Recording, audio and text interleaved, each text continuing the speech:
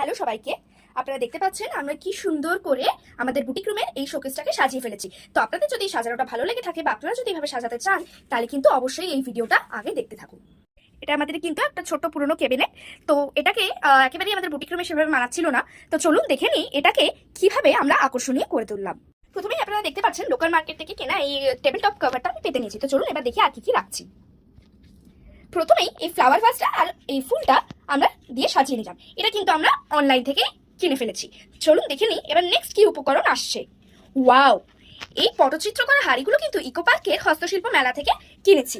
মাত্র দাম দর করে 300-তে কিনে নিয়েছি। এগুলো কিন্তু সাধারণত 600-650 করে পাওয়া যায়। আপনাদেরকে বলবো আপনারা যদি আমার মতো দাম দর করে কিনতে চান তাহলে কিন্তু উইকেন্ড দেখে একদম যাবেন না, যখন মেলা চলবে উইকডেজে যাওয়াটাই গেলে ভালো।